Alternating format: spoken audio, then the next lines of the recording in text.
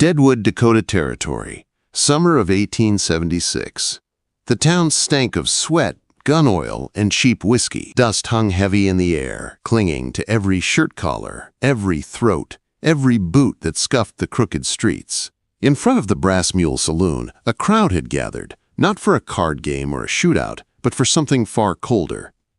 Abigail Turner, known as Abby, stood stiff between her father and older brother.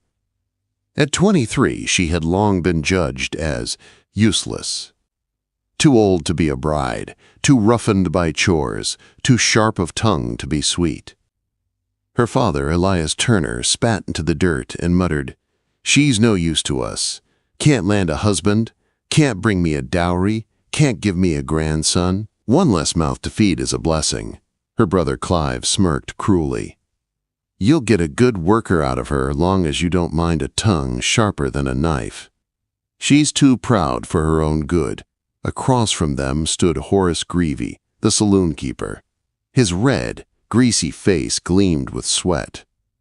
He barked out a laugh, pulled a pouch of coins from his coat, and slapped his belly. "Don't mind pride, I'll teach her what that's worth. Here, more than she's worth, but I'm feeling generous today." Quote. The pouch landed heavy in Elias Turner's palm. Horace turned his eyes on Abby, eyes slick with hunger. "Get in the wagon, girl." A rough hand seized her arm. She did not cry. She did not beg. She only looked at her father, searching his face for a flicker of doubt, some sign that selling his daughter cut him. But Elias only looked relieved, as though tossing aside a burden he'd carried too long. The crowd jeered. Men shouted crude jokes. Miners called out, "Useless women belong in saloons or graves." Laughter rang out as Abby stood tall, her jaw clenched, her eyes burning with fury. They wanted her broken. She refused to give them that. Then, from the shadow near the general store, a figure moved. Slow, deliberate, steady as a mountain that had decided to walk. The man wore worn buckskin clothes. A hunting knife rode his hip, a satchel of hide slung across his shoulder. A beard covered his face, his eyes hidden beneath the brim of a weather-stained hat. The crowd's jeers quieted as he approached, boots thudding against the boards. He stopped in front of Horace Greevy. The saloon keeper sneered. "What do you want, Boone?" The man set down his satchel. It landed with a heavy thud. Furs, leather, the labor of a hard winter's hunt spilled out. His voice came low and even. "If she's useless to you, then I'll take her. Not for drink serving, not for coin. I'll build her a roof. If she wants, she can call it home." Silence swept the street. Elias Turner sputtered like he'd swallowed glass. Horace blinked, unsure if this was jest or challenge. "You can't just—" Horace began. "I just did," the man said. His name was Wayne Boone, a hunter who rarely spoke but whose words carried like iron when he did. He turned to Abby. His eyes, though shadowed, did not carry hunger or cruelty. They carried something she had never seen in a man's gaze before. Permission. "You can walk if you want." His voice dropped lower, meant for her alone. "But if you'd rather leave with me, I'll see to it. You're never treated like property again." Abby's breath caught. Her chest thundered with fear and hope all tangled together. Slowly she nodded. Wayne turned, and Abby followed him. Past the wagon. Past Horace. Past her father, who stood too stunned to speak. Past her brother, who glared but did nothing. No one stopped them. Deadwood watched in silence, unsure if they had just seen a rescue or a rebellion. The trail out of town wound like a snake into the Black Hills. Wayne's stride was steady, his boots crunching on gravel. Behind him, Abby sat astride his mule, gripping the worn saddle with trembling hands. Every nerve in her body waited for the change, for him to turn cruel, for his kindness to snap. But Wayne said nothing. Hours passed. The noise of town faded behind them. Birdsong replaced the hammering and shouting. Pine trees closed in, tall and watchful. For the first time in years, Abby was away from her father's shadow, away from the sneers of men who measured her worth in coins. Fear and relief warred in her chest. At midday, Wayne stopped by a stream. He filled a tin cup and handed it to her. "Drink," he said simply. She hesitated, half expecting a trap, but his hand did not force. Slowly, she sipped. The water was cold, sharp and clean, cutting through the dust, choking her throat. Wayne drank only after she was done. When night fell, they reached a small clearing. A rough frame of logs stood half-finished, its roof patched with canvas and branches. A fire pit, blackened from old flames, lay at the center. It was no home. It was only a promise. Wayne looked at her in the dim firelight. "This ain't comfort. Not safety. Not yet. But there's room here for a cabin. A real one. You can stay tonight, and tomorrow we'll start building. Or at first light, I'll take you back." Abby's voice cracked. "Why would you give me that choice?" "Because it's yours," he said. No man had ever spoken to her that way. Not her father. Not her brother. Not any soul in Deadwood. That night, wrapped in Wayne's coat, she sat by the fire. He served her beans and jerky before eating his share. When the stars wheeled above, Wayne carried his bedroll outside, leaving her the shelter. "You can sleep inside." He said, "Canvas leaks some, but it'll hold. You're not." She stopped herself. Wayne gave a short nod. "I'll be out here." And for the first time in her life, Abigail Turner lay down in the dark and drifted into sleep without fear. But in the West, peace never lasts. Somewhere beyond the trees, trouble was already on its way. The days stretched long in the Black Hills, the summer sun burning bright, and the nights cool with pine-scented air. Each morning Abby woke to the sound of birds, her hands roughening as she hauled stones, split logs, and mixed mud for the walls of the cabin. She had been told her whole life that she was useless. Yet every day she found herself stronger, steadier.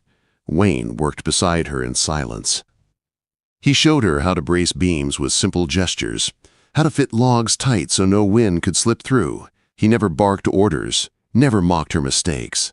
His quiet was not cruel, it was steady, like the mountain itself.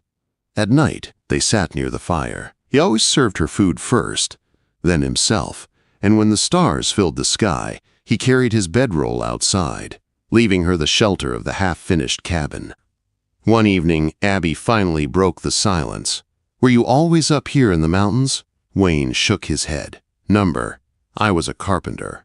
Built barns, porches, coffins. Had a little house near the river." She hesitated. What happened? He stared into the fire. His jaw tightening. Took a wife. Her name was Leah. Sweet voice. Loved birds. Lost her and the boy to cholera. After that, I didn't see much reason to keep talking. Abby lowered her eyes, the weight of his words heavy in her chest. She thought of her own story, the harsh voices that had shaped her life. "My father said I was born wrong, not pretty enough, not loud enough, not fertile enough. He burned the scraps of Bible pages my mother used to give me, said no man wanted a wife who could outread him." Her voice faltered. "I only know a handful of words now." Wayne stirred the fire with a stick. After a moment, he rose and fetched a flat board from his tools. With a stick of charcoal, he wrote 3 letters, A-B-I. Her eyes widened. "Your name," he said. Slowly, he showed her each letter. She traced them with trembling fingers, her writing uneven but hers all the same. She clutched the board to her chest as if it were gold. It was the first thing that had ever truly belonged to her. By the 3rd week, the cabin stood strong, with walls sealed tight and a roof that kept out the rain. Abby planted wild flowers near the steps, her hands digging into the earth with something close to joy. For once, she was not a burden. She was building something that might last, but peace in the West was never certain. One afternoon, the sound of hooves shattered the stillness. Abby froze, her heart pounding as 2 riders appeared at the ridge. Her father Elias and her brother Clive. Their faces were twisted with scorn. Elias dismounted and sneered. "Well, look at this dump. I knew she'd crawl into dirt, but didn't think she'd crawl up a mountain to do it." Wayne stepped down from the porch, axe in hand, blade resting low. "You're not welcome here." "She's my daughter," Elias snapped. You think you get to say what's what. She's not your property, Wayne answered, his voice steady. Clive spat into the dirt. She's a debt, a mouth we fed too long, and now a miner in Helena's, offering 10 head of cattle for a wife. We've come to collect. Wayne's grip tightened on the axe. If she wants to go with you, she can. I won't stop her. Elias sneered. You think she's your wife now? You think you get to play house? Wayne's eyes didn't move. I think she's a person. That's more than you ever treated her as. Inside the cabin, Abby's legs trembled. She could hide. She could let Wayne stand for her. But deep down, she knew this moment belonged to her. The door creaked open. Abby stepped outside, dirt still clinging to her hands from planting flowers. She lifted her chin, her voice clear. I'm not going with you, Elias blinked. Excuse me. I said no. I'm not for sale. Not anymore. Clive moved toward her, but Wayne stepped forward, axe steady in his grip. You heard her. She made her choice. Quote, Elias's face darkened with rage. Ungrateful girl, after all we did for you. Abby's voice cracked, but she did not falter. You didn't raise me. You tolerated me until you could profit. I am not your debt to sell.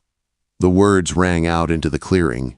From the trees, a few trappers and valley folk had gathered, watching. Elias noticed them, his bravado cracking. You'll regret this, girl. He spat, maybe. Abby said firmly, but it'll be my regret. Mine. There was a long pause. Then Elias cursed, mounted his horse, and turned away. Clive glared once at Wayne before following. Their figures shrank into the trees, leaving silence behind. Abby exhaled, her knees weak, but she stood tall. She had chosen. For the first time in her life, no one could take that from her. Wayne set the axe back on the porch. He did not speak. He didn't need to. The mountain had heard her words, and so had he. But the west is not kind, and storms were gathering far beyond the trees. The mountain turned white early that year. Snow clung heavy to the pines, the stream froze at its edges, and bitter winds howled through the gaps of the black hills. Wayne hunted each morning, rifle slung across his back, but winter was cruel, and game grew scarce. One evening, long after the sun had dropped behind the ridge, Abby heard the panicked bray of their mule. She rushed outside just in time to see Wayne stumble up the trail, blood soaking his shirt. His face was pale, his jaw locked tight. Wayne, she cried, dragging him inside. It's not deep, he grunted. Elk caught me with an antler. Just a graze. But the blood told another story. Abby pressed rags to his wound, her hands trembling, her breath ragged. For days, Wayne could barely move, leaning on a carved stick just across the cabin. Abby became the strength of their small world. She split wood until blisters tore her palms. She hauled water from the frozen stream, kept the fire alive, mended clothes, and cleaned his wound each night. The villagers whispered that she would die up there with him, that no woman could survive a mountain winter. But Abby stayed. One night, as the wind clawed at the roof and snow piled against the walls, she stitched a bandage with trembling fingers. Wayne studied her pale, weary face. You're stronger than this whole mountain, he murmured. She shook her head, tears welling. I don't feel strong. I've seen storms split trees in half, but not you. Quote. Her shoulders shook as quiet sobs escaped her. For the first time in her life, someone had called her strong. Wayne reached out, his hand resting gently over hers. The fire glowed steady between them, warming more than just the room. By spring, Wayne could walk again.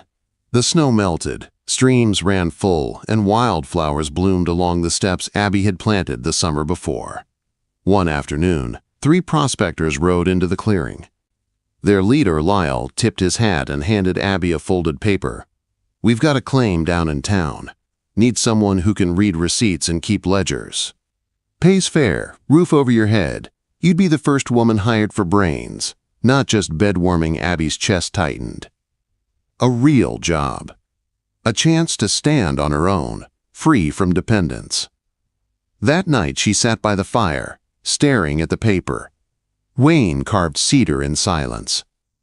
At last, he set down the wood and placed something beside her. A small, hand-carved map. "If you want to go," he said softly, "this will take you down." Easiest trail, after the snow melt. Her eyes filled. "And if I don't want to go, keep it anyway. So you'll always know the way back." "Wayne, aren't you going to stop me? Tell me to stay." His eyes softened. "You're not mine to keep. That's the point." 2 mornings later, Abby stood at the trail as the wagon rattled closer. Lyle called, "You ready, miss?" She clutched the carved map in one hand, the offer in the other. Her heart thundered. Then she shook her head. No, Lyle frowned. "You sure?" "I already live where I want to be," she said firmly. She turned, walked back up the slope, and found Wayne waiting on the porch. She pressed the map into his palm and smiled through tears. "Turns out I don't need it. I'm already home." That spring, the cabin grew into more than a shelter.